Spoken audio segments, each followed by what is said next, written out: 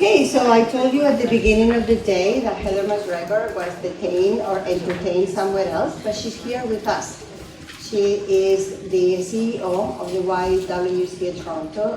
Her very brief biography is on your package, but those of us who have the fortune of working with her and being with her as a leader could not be luckier to be in her presence. Here is Heather.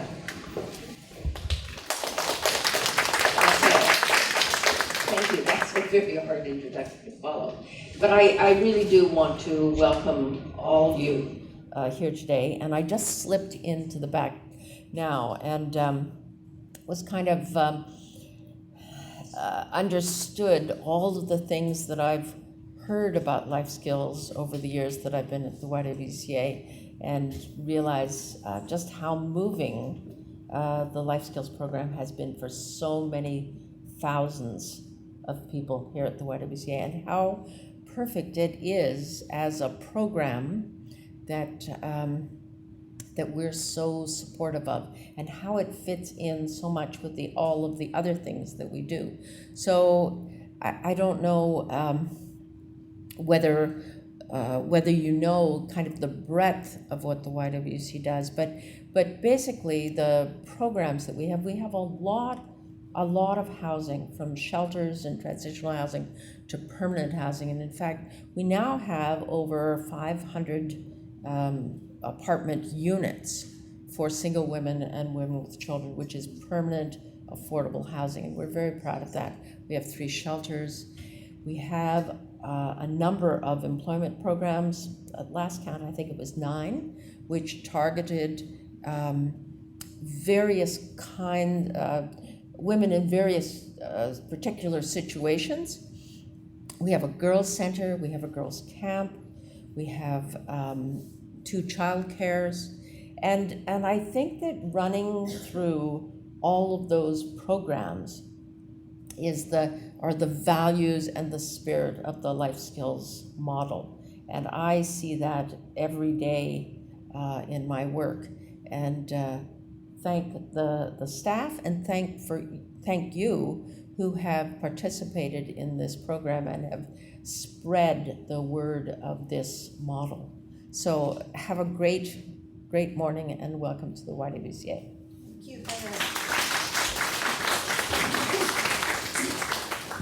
And I believe, Ian, and are you guys ready? Or?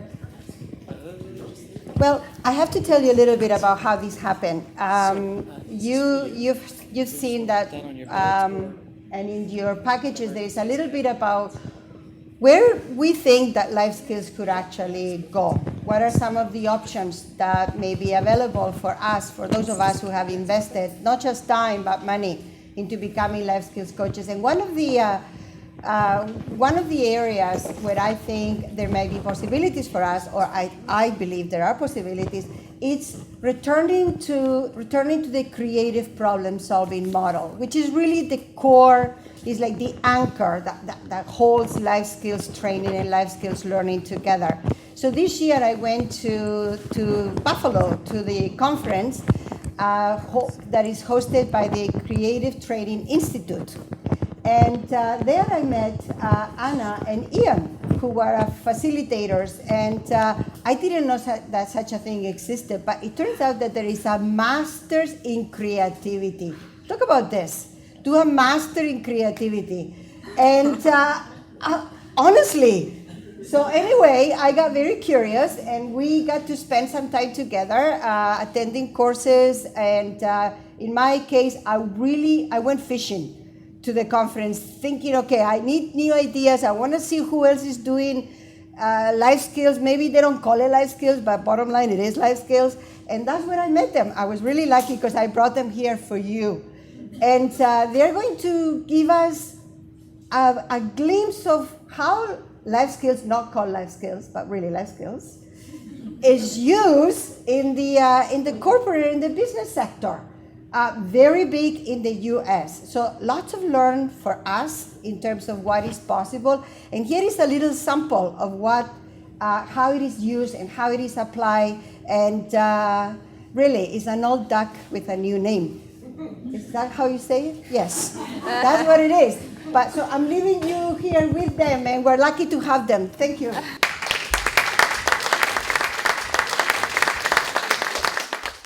So thank you very much for the invitation to come and the opportunity to get up and share with you folks a little bit about what it is that we do. And in keeping with the theme of the day, we're going to share a little bit about the evolution and some of the history of creative problem solving and delve into some of the stuff that's a little bit newer that perhaps, if you're familiar with creative problem solving already, we're going to touch on some of the new thinking skills that are emerging in the field.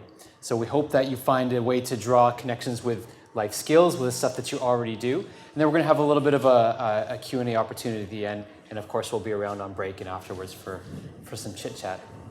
So creative problem solving, evolution, and fundamentals. Much like creativity evolves from when you're a little child to as you grow up and you go to school and you become an adult and into the world, creative problem solving has evolved as well. Creative problem solving, you're in a situation and you can do a few things. One, you can panic. I'm not entirely certain that life skills panic is a good strategy for moving forward. Or you can have a plan. Creative problem solving is all about having a plan to tackle the unknown.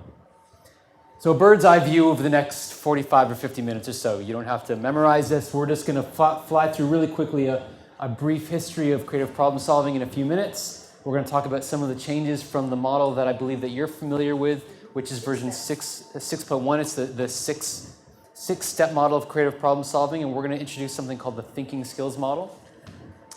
We're going to talk about what's new in that model, of course, building on existing principles, and again, the similar processes in life skills that you can see perhaps translated into the world of creative problem solving. Building on existing principles, we're going to do a little bit of practice, a little bit of a debrief, and an opportunity to chit-chat. We're going to make this PowerPoint available through the YWCA, so everything that you see on the screen you're going to get to take with you. But before we start, I'm going to draw your attention to these numbers. 18%. 18% of us in any audience at any given time, 18% of us are paying attention. 25% of us are having some sort of fantasy or erotic thought. And the remaining 57% of us are doing what is called auditing or in and out thinking. What that means is you're kind of paying attention, but then you're thinking about what Liz said earlier on. You're thinking about what you're going to have for lunch. You got to pick up the kids later on. That's great. We all do it. What I ask is that if you have a thought that is not present in the moment, write it down so you don't forget, and then come back and pay attention. And one last thing is, unless you're a brain surgeon or a heart surgeon and you're expecting a call and you're going to have to answer your phone, we're going to ask that you keep your phones on silent. And if you have to take a call, step outside. Okay? Okay, so who we are and why are we here? My name is Ian Rosenfeldt. I have a Master's of Science in Creativity, Innovation, and Change Leadership, and I work at a bank. But I'm not a banker. I'm not a banker. What I do at the bank is I consult with the HR world. I'm a knowledge translator, and I infuse my unique brand of stealth creativity and help bring up those that are around me. It is a challenge. It is a big challenge, but I'm up to the task. And this is... And I am Ana. I am from Mexico. And 2 years ago, I went to Buffalo to study creativity for 2 years. Because yes, you can go there and study creativity. It was a great journey. My big concentration in creativity because I worked for the faculty and I studied there for 2 years. I have a background in communication and I love visual thinking and of course creative thinking. And also I do digital work and digital marketing. And I love to be here and expressing my passion in creativity. So this is where Ana and I met in Buffalo. And we bring a unique and diverse perspective. So Ana's coming from Mexico. I live here in Toronto. We spent some time in the States together. We studied at the International Center for Studies in Creativity. I studied neuroscience. I work at a bank. Spent a lot of time in the outdoors, working with Toastmasters, in the Boy Scouts. And what that background brings is a unique perspective to how we lead our lives. with the work that Anna's done over the years around technology and in the field of graphic arts and facilitation and communication, brings a very unique perspective as well. So we think the two of us coming together, hopefully we can share something that you folks will be able to take away. And let's see what we got. So creative problem solving, which we're going to refer to as CPS. And what is CPS? Well, CPS, it's a very good question. Creative problem solving, actually, it's a model. As you know, this is like a map. Well, maybe you don't know, but we all the time have this problem solving process in our mind. It's natural. And actually, I think this process is like a cognitive map that can lead you to find new solutions. So we all the time are doing that. What is creative problem solving is because we need new thinking to solve something.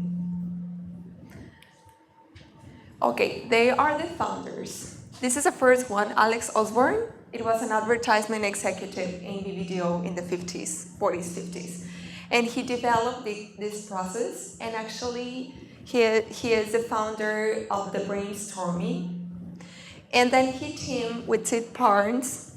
He was a researcher in marketing, and they developed a master's program in creativity, by the way. And I want to talk about the history. It's going to be fast. Just facts. In 1942, the challenge with that process was to have an explicit or defined creative process because it was natural. They just developed like more steps to go through. And it was focused on advertisement and businesses. And the outcome, by 1967, they have an initial CPS model, guidelines, tools for generating ideas. So what they did is they just create like a model, like a visual model. They put a name and titles in each one of the processes. And then they came up with 7 steps. But actually, I think what happened with Alex Osborne is that he did this like a very intuitive. He didn't have conceptual terms in marketing and psychology, so Sid Barnes helped him to develop this process on this way. And then, by 1963 in Buffalo, the challenge was a validated instructional program to develop creative talents. So the dream, Osborne's dreams was to have people to go through this process and go through all the creative problem solving studies, and then go out and work on that for businesses and advertisement. And that happened. So the International Center for Studies in Creativity in Buffalo started like in 1963, the first program. And then the outcome for the process was the Creative Studies project started and the CPS instructional materials came up. And by 1987, the need was to respond to key learning from Creative Studies project, and the outcome was the development and clustering of the 3 main components of the CPS. So they had 7, and then they clustered everything in three main processes.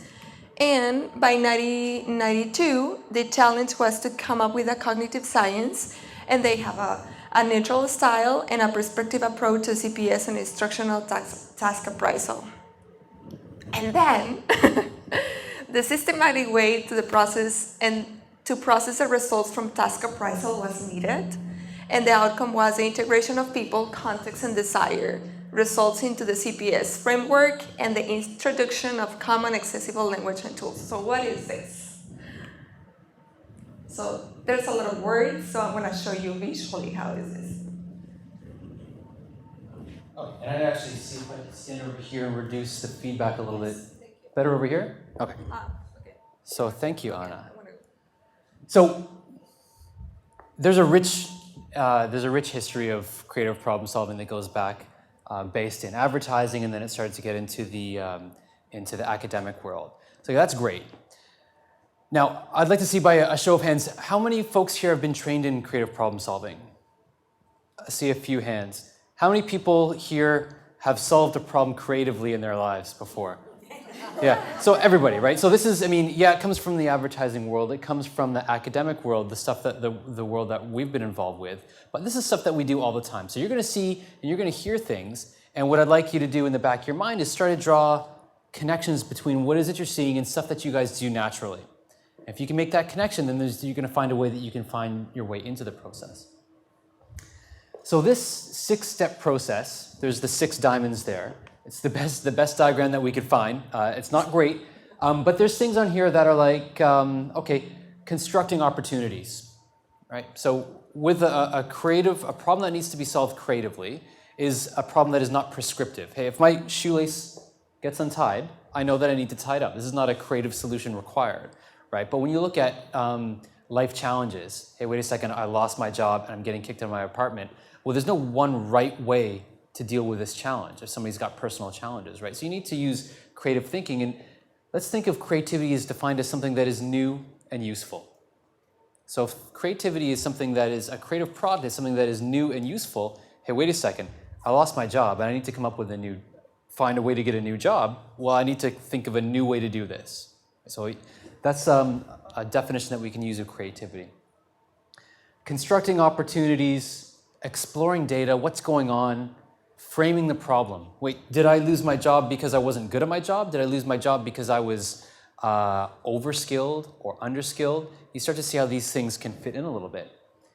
Coming up with ideas, generating ideas, developing these solutions, because no idea is born fully cooked. Developing the solutions, building acceptance for the solution. Hey, if I want to get a job as a life skills coach, and I come here and I talk to Dolores, well, wait a second, I don't actually have any training in life skills. So how can I develop the approach and craft my presentation in such a way that perhaps I create an opportunity for myself? So this is the old version, the 6-step model. And what we've done is we've overlaid it on top of a new version called the thinking skills model of creative problem solving. So you can see constructing opportunities, exploring data, framing problems. These are part of the clarification stage of creative problem solving. Generating ideas is part of the transformation stage where you explore ideas and formulate new solutions. Building acceptance and developing solutions as part of the implementation stage. So creative problem solving is not just coming up with ideas, but creativity is about getting things done. And in the middle, we have something that's called approaching the task, but there's also something here called assessing the situation. So I'm going to leave this slide in 1 second, but what we want to demonstrate is that we got the old model with these diamonds here on top of the new model. Can I say something? Of course. Yes, what happened with this model is that they develop tools and they develop components, trying to say, okay, so maybe for you, when you're trying to solve a problem, your own problems, thank you. When you're trying to solve your own problems, sometimes you can get lost, right? And then you're gonna miss a lot of things about yourself when you're trying to see yourself. So when you go through this process, you're gonna be able to follow some steps. But that doesn't mean that you have to start in one of those, right? Actually, you can analyze, as is in the situation, you can analyze yourself or your problem, and then you can start in one of those, and you can move around. And what happened with this model is they create like, okay, maybe if you don't know how to assess a situation, I'm gonna give you a tool. So this is an activity you can use by yourself or you can use with a group of people, right? So they developed this. They give like more, it was more descriptive, a model with this one.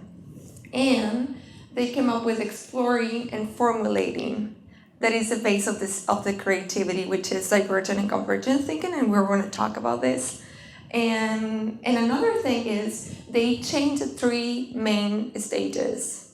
So when we're solving a problem in a creative way, we have to follow them, but that doesn't mean that we have to go through all of them. So that's why it's circular, right? Okay. So on this slide here, which is labeled the bottom, affective skills. And what we see is that on the previous slide, we've got things like exploring the vision, formulating challenges, exploring ideas and formulating solutions. And there's thinking skills that underpin all of this.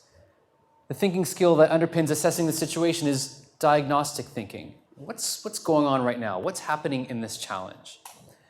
Thinking skills that underpin exploring the vision, visionary thinking. So I'd like to see with a show of hands, how many of us here have had a dream before, or a vision, or a daydream? Congratulations, we've all engaged in visionary thinking. It's as simple as that. This is not new stuff. We're not introducing things that are new. This is types of thinking that we all do.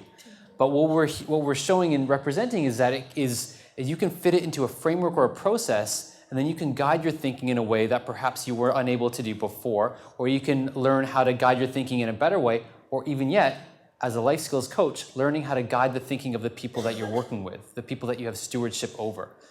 We might not have, everybody's got challenges, I got challenges, but people are coming to us as coaches, and they've got challenges that are very big to them. So if we can guide their thinking in such a way that helps them, I think I forget who it was, somebody said coaching from within, right? And listening.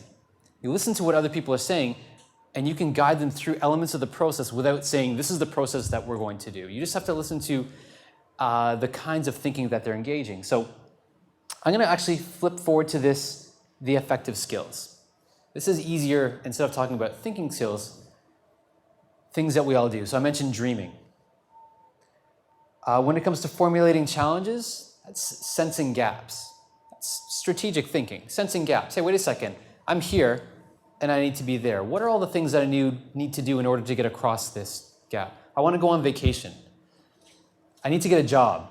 Okay, well, if I need to get a job, wait a second, like I don't have clothes for a job interview. I don't have a resume. I don't have a LinkedIn profile. I'm not even sure what it is that I want to do, but I know I need to get there and I'm here. When it comes to exploring ideas, that's playfulness, right? So ideational thinking, playfulness. See, this is something that we all do. And if you've got kids, I mean, they do it all the time. They're always playful, come up with ideas like crazy. Formulating solutions. It's like, wait a second, let's not jump to conclusions just yet. Avoid premature closure. Let's wait a second, see if we can develop our ideas a little bit more before moving forward. Sensitivity environment is just exploring acceptance. If I want to implement something, I need to be aware of who do I need to influence, who might influence the implementation of this plan. And tolerance for risk, formulating a plan, that's tactical thinking, that's getting things done. So if we want to implement something, we need to be aware of all the things that are involved in the implementation that might support, help, or hinder.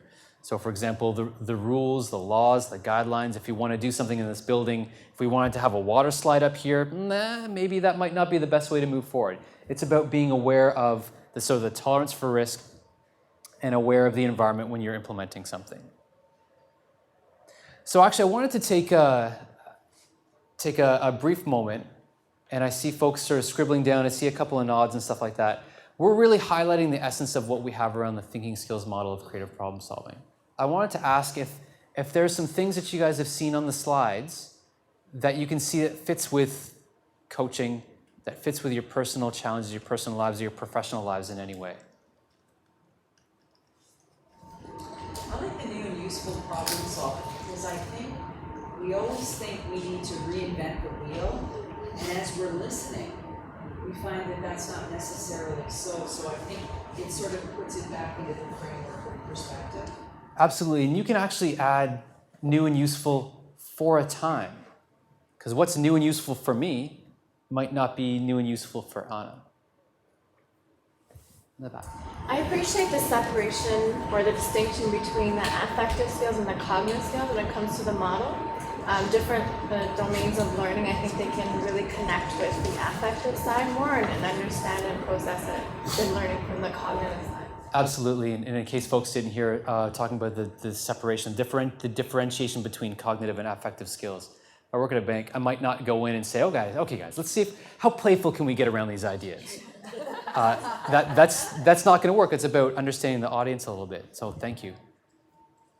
I think a lot of it is actually, like this lady said, coming from a different perspective and reframing thinking of clients. And they know what's best for them, but exploring that and allowing them to explore it in a safe environment where they actually know what they need to do, but they just don't have the ability to do it when they come.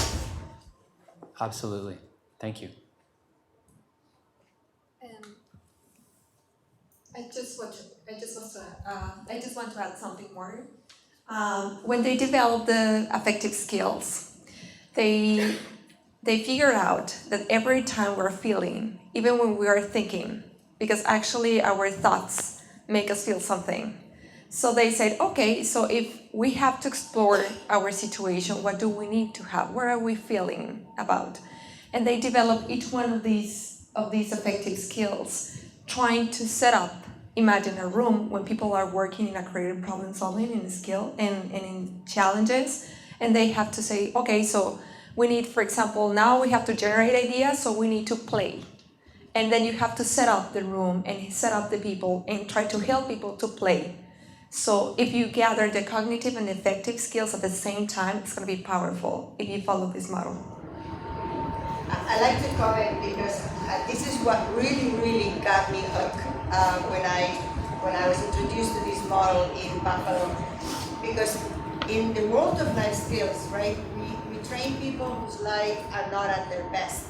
And feelings are critical, right? Only when you're feeling that you can do something, then you have the courage to actually get up and do it. And some of our job is to actually bring our clients to that point where they say, okay, now I believe I can do this, and I want to do it, right? And the separation of the thinking and the affective skills, it gives us like two wheels. It's like we were running a car with one wheel, and now we can run the same car with two wheels. And really give us, or I think it can give us that balance of really knowing when it's time for really more of the critical thinking kind of activity or workshop or topic, and the time to bring them to the affective realm and really explore some of those things that hang on to them, that allow them or prevent them from moving forward. So I talked to you before, and I'm not taking it over. I talked to you before about what we can do, where we can go, who are our allies and who are our foes. And I think this is one of our allies. Seriously think that this has given us new tools to look at what we do and make it even more creative, more fuller, richer in depth. And I'm saying that. Thank you, Dolores. And we're actually going to touch on a brief experience in a little bit that I think develops on what you're talking about. But it's the joining the head and the heart, and doing so in such a way that's safe and is individual and is right for the individual. Of course, creative problem solving builds on existing principles, and these are the separation of divergent thinking, coming up with ideas, going wild and crazy with your thought patterns, and convergent thinking is when you need to be decisive and really choose and develop in order to move forward.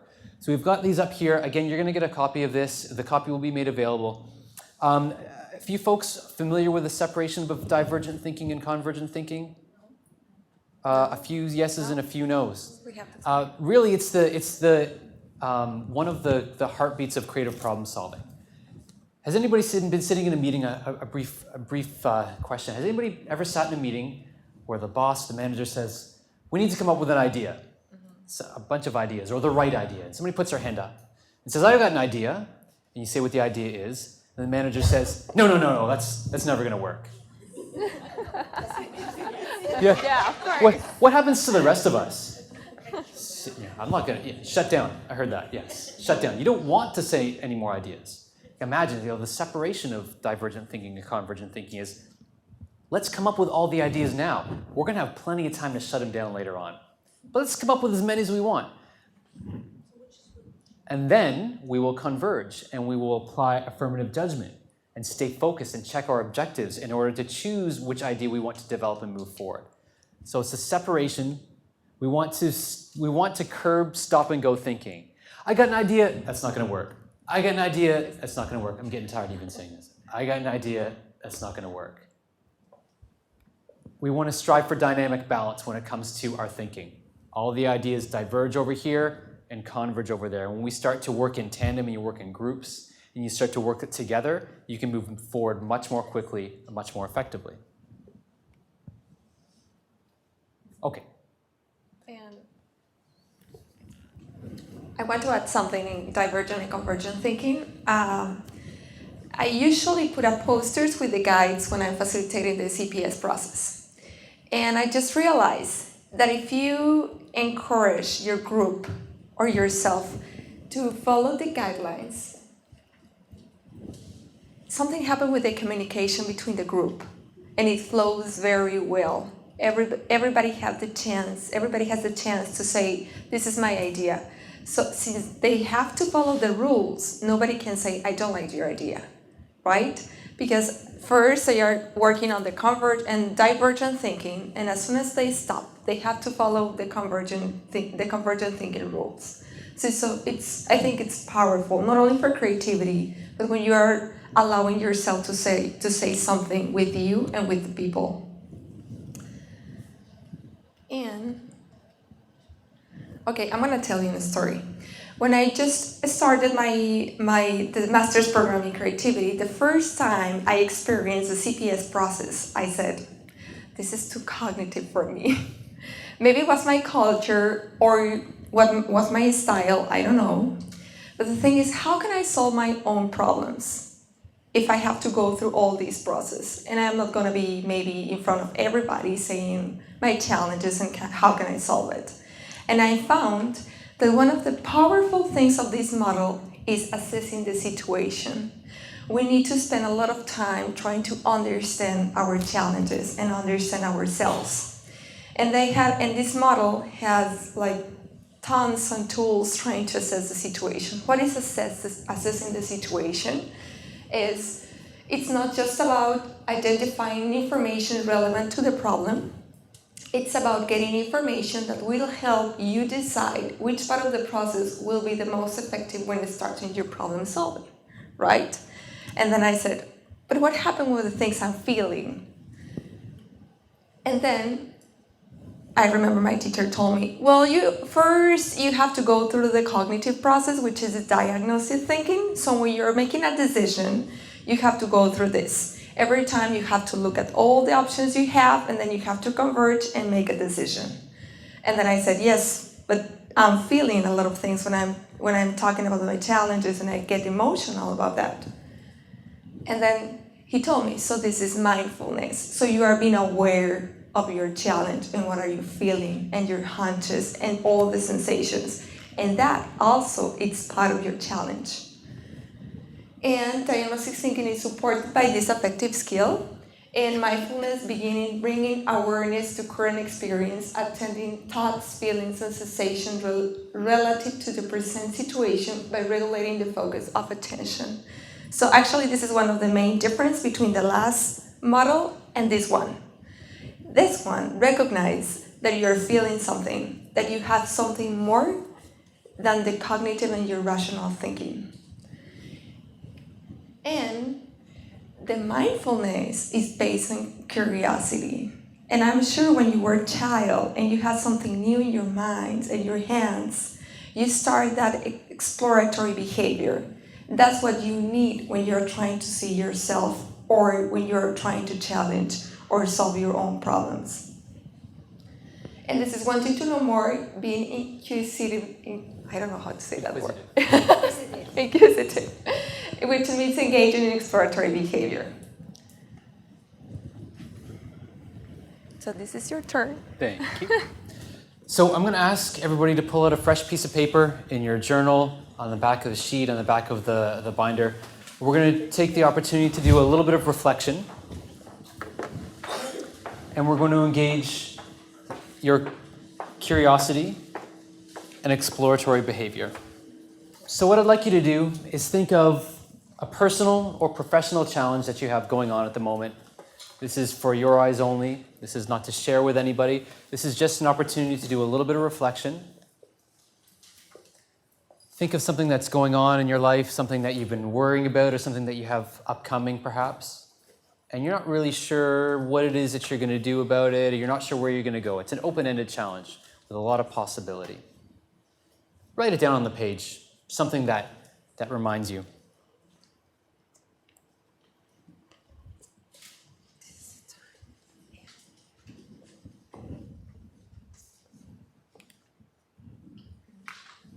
Okay, so when you're ready, I just want you to put your pen down just for a moment. If you feel comfortable closing your eyes, take a deep breath in Exhale. Take another deep breath in. Just clear your mind for the moment. And exhale. And what I'm going to do is guide you through a series of questions. There are no right or wrong answers. This is your challenge. And when you have things pop into your mind, you can write them down on your paper in a mind map, a bullet point. You can draw pictures, figures, diagram. Capture your thoughts in any way that you like. So take another deep breath in and think about your challenge. So with the challenge that faces you, what are all the facts? What are all the things that you know about this challenge? Just start journaling at any point in time.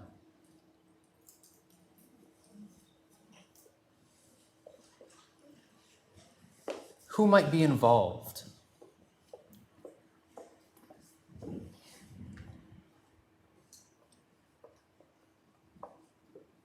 When did this challenge first come to mind? Is it something that's been sitting with you for a number of years, months, weeks? Is it brand new? Did it crop up today?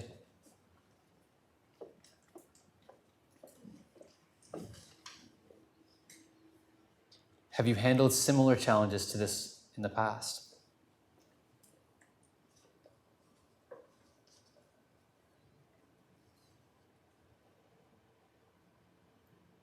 Take a deep breath in.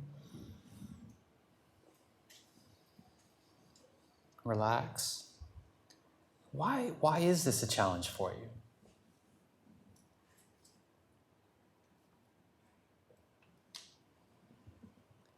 As you think about and reflect on this challenge, this problem that you're facing, how do you feel?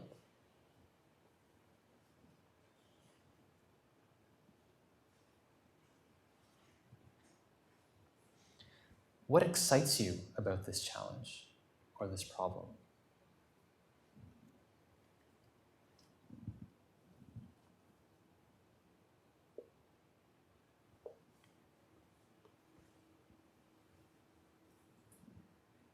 Is there anything about it that makes you anxious or nervous?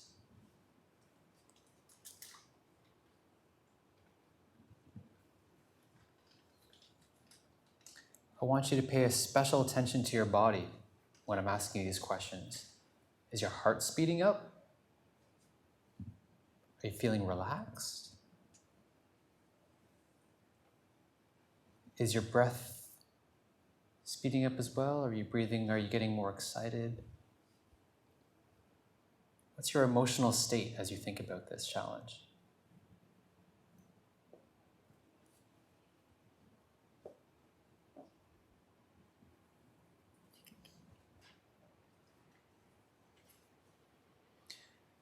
How do your beliefs, your values, your culture, your religion, do they come into play?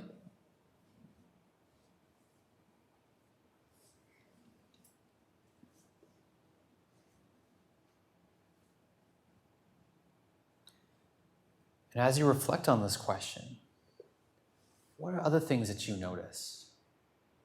Who comes to mind?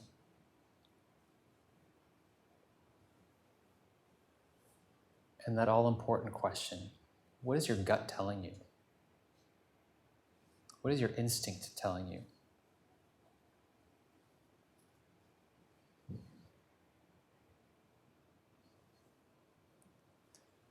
And have you noticed any signs, either internally or externally, that might influence you as you think about this challenge?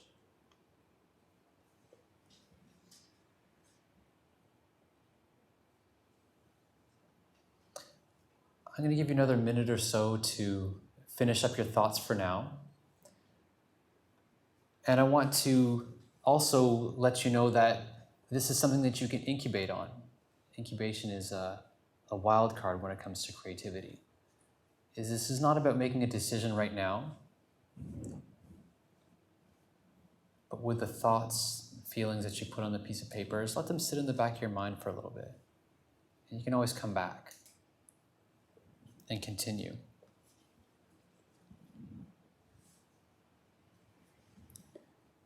Give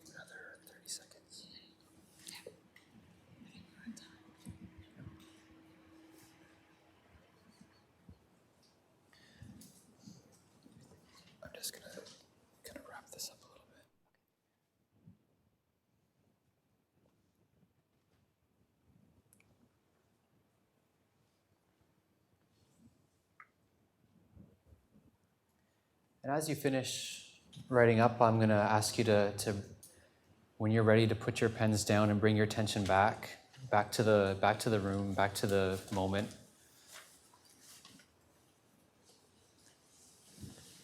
I'll get you to shake your shoulders a little bit and take a deep breath. Saw a lot of scribbling and a lot of closed eyes, and thank you for allowing me to guide you through that. Now, when you come back to this, and you will, if this is a challenge, an open-ended problem, we're all going to come back to these challenges, is with the thoughts and the feelings and the hunches and so forth, the stuff that you jotted down, if there's anything new there that you hadn't considered before, any new insight, any new piece of information that you had not thought of, in what ways might you reframe your challenge to include some of this new information? So that's something for you to think about and to consider later on today, when you have a quiet moment, tomorrow, next week, when you have some peace of mind to continue this train of thought. What I want to do now is just a really quick debrief, and we asked a bunch of questions that were deliberately around facts, feelings, and hunches to build in some of the more affective sides. So we have the cognitive, what are you thinking about?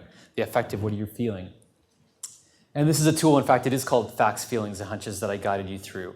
And when it comes to creative problem solving, when it comes to life skills, often, you talk to your family, you talk to your friends, you talk to your siblings, your colleagues, often it's like, what do we know? What are the facts? What is going on? What is absolutely certain that we know about this? That's 1/3 of the circle. Yeah, you could spend all your time thinking there. And in fact, creative problem solving spent a lot of time just looking at facts. But what I did is actively engage your emotional intelligence. I actively engaged the body, I tried to, in the brief moment that we spent, asking you about your intuition and your feelings. I just want to see quickly, perhaps with a show of hands, did anybody consider something that they hadn't considered before around sort of their emotional perspective on this challenge or their intuition? Did anybody consider something new that they had not considered before with this challenge? A couple of hands. This is a really powerful tool that you can use in life skills, and I'm sure a lot of you use something very similar, but when you apply it to creative problem solving, it becomes even more powerful.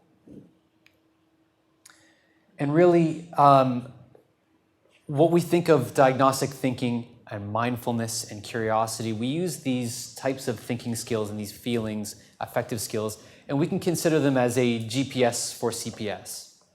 Because with this information, you've done the diagnosis, you've gathered all this information, it's like, okay, well, that's great. Where do we go next?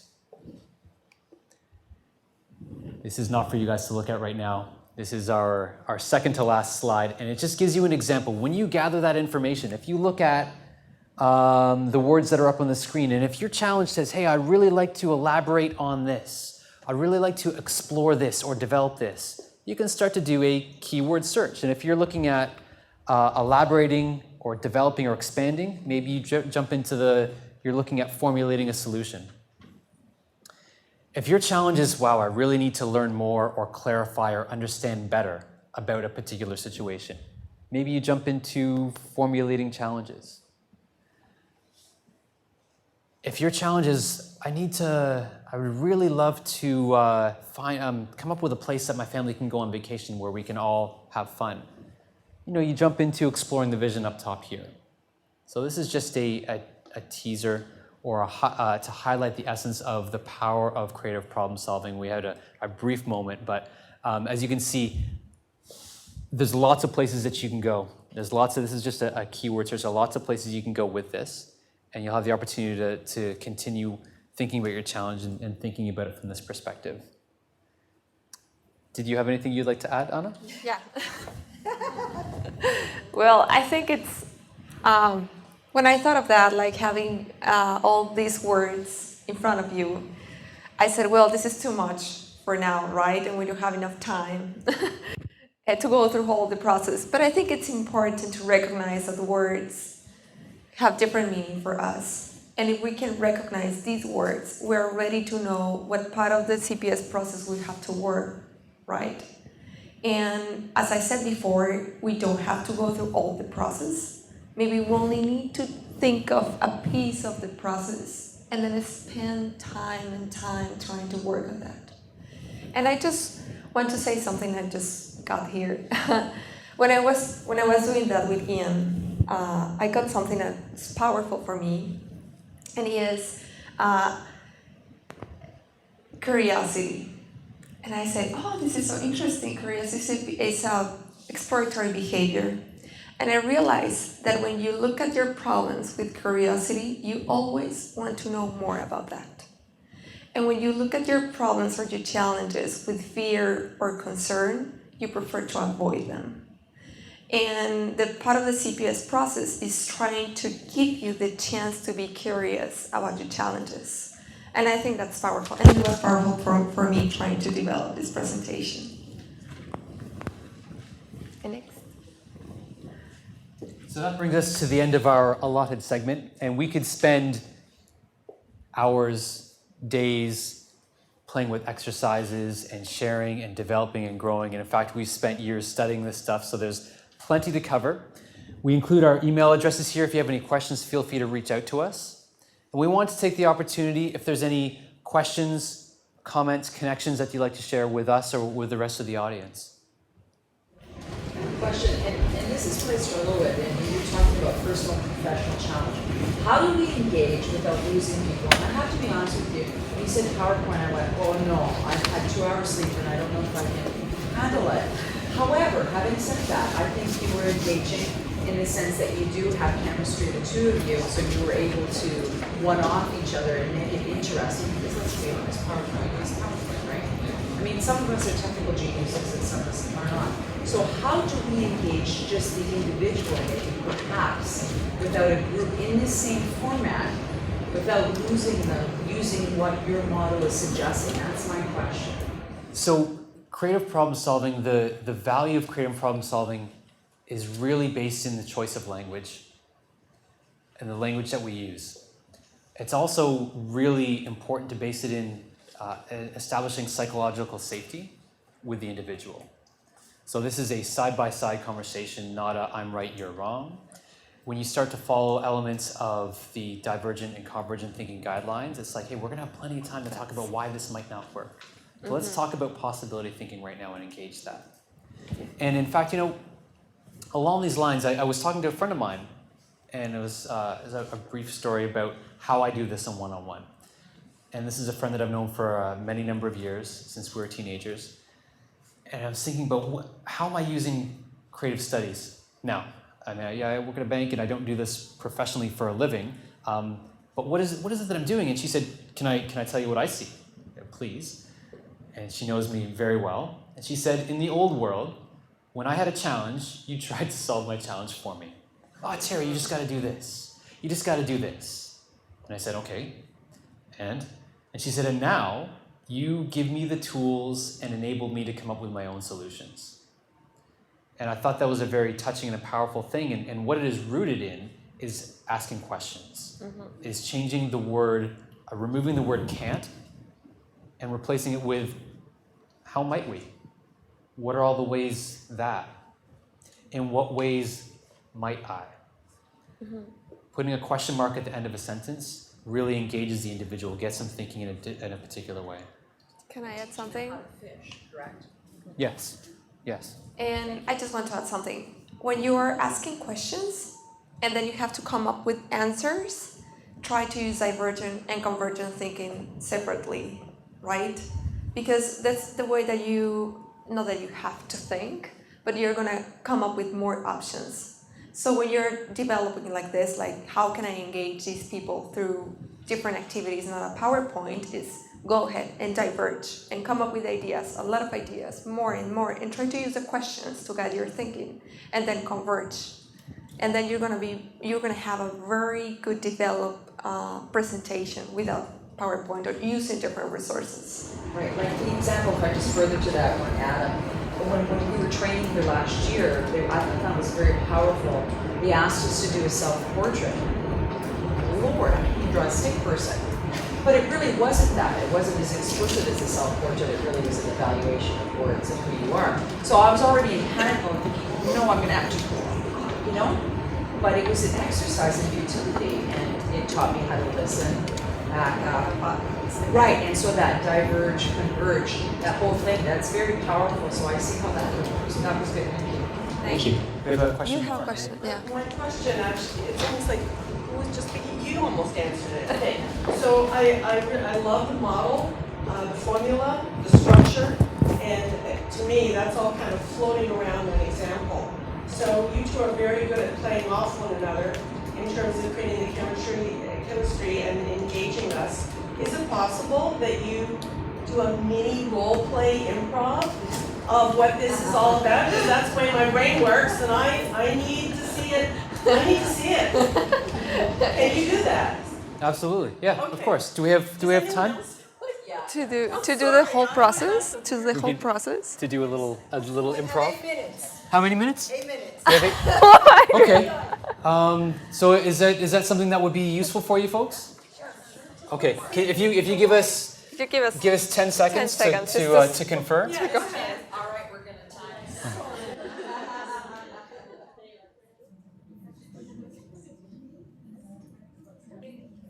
So, with our many moments of preparation, we'll see how this goes. I'm gonna play coach, and Anna is gonna come with a problem. And let's pull some chairs just to, yeah. and we'll see if we can model this in model some aspects, some elements, some of the behaviors of creative problem solving in such a way that gives you folks an idea of how it might work. Well, this is my challenge. I need to get a full-time job, right? I just finished my master's degree in creativity, and one of the requirements of the visa is to try to get a full-time job for 2 years. And I have had several opportunities, but I need to pick one of those, and I struggle with that. Okay, Anna, you say you're struggling with this. What are some of the things that are stopping you from getting a job right now? Well, I really want to focus my career in the things that I want, and I think these opportunities I have are not going to go there or are not going to tackle what I really want. But they are good. But I'm struggling trying to make a decision between if I really just want to get money, or if I want to get experience, or if I really want to take those, or just do my own, or to develop my own way. So a few things actually that I heard you say. What is it you want? And you talked a little bit about money and a little bit of experience. But what are the things that really drive you, that you're really passionate about? Well, one is everything that has to do with the visual thinking and design and visual work. And another one is creativity and the facilitations in creativity. And I think they are good. I mean, the opportunities I have here, but I don't see myself doing that. And I'm going to be able to develop one of these things I want, but not all of them. Okay, so you're talking about visual thinking and visual skills, and so you've got this background with your master's, and you've got these guidelines visa guidelines in order to stay in the country. So what I'd like to do is ask you, in your current situation, who else do you know that's working on things around visual skills and graphic facilitation? I'd like to think about the people that you know, the environments that you work with, and organizations that you're already affiliated with. Is there anybody that works in that space? Well, I haven't thought of that. And actually I haven't asked those questions to these opportunities I already have with these people. And I think that's a good idea. I haven't thought of all these things, and I think maybe I have to consider not only the aspects of my career or what they are gonna give me if I work with them in terms of money, but maybe I can I can find more opportunities there, not only that experience or the money. Okay, what I'd like to, as we finish off our session, our brief session, what I'd like you to, I'll give you a little bit of homework, and what I'd like you to think about is spend some time reflecting, not just all the things that you know about the situation, but some of the things that are driving you, what really drives you, what you do in your spare time, the things that you really enjoy doing around graphics and art and that sort of thing. And as you think about getting a job, instead of trying to think about getting a job as a professional facilitator or whatever, is think in what are all the ways that you might engage your passion and go a different avenue towards finding this route, towards finding your goal. And what we're going to do next time is we get together and we're going to talk a little bit about your reflection, and we'll use some other tools and in order to drive the process forward and see if we can't help you out there a little bit. Do I have to write down something, or what should I do for my homework? For your homework, what I'd like you to do is keep a journal. And every day, whenever you come up with the sorts of things, is think about the things that really drive, that really spark your passion and spark your interest.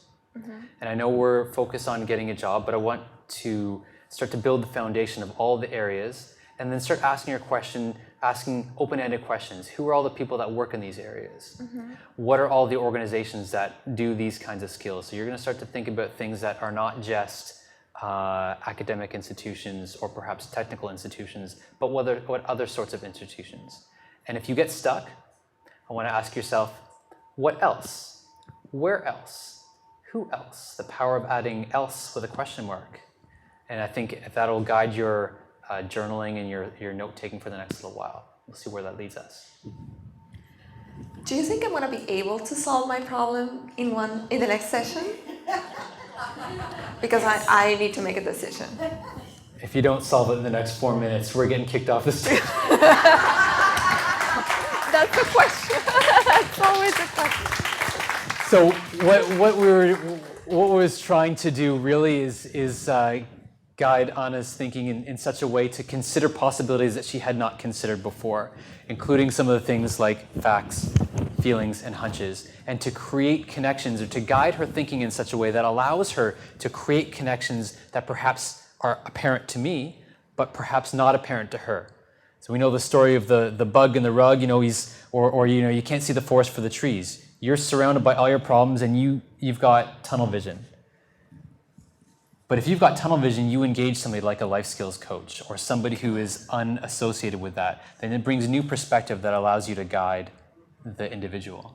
And just keep in mind that this process is for businesses and it's for advertisement, right? So it's powerful when you're doing with yourself in this team.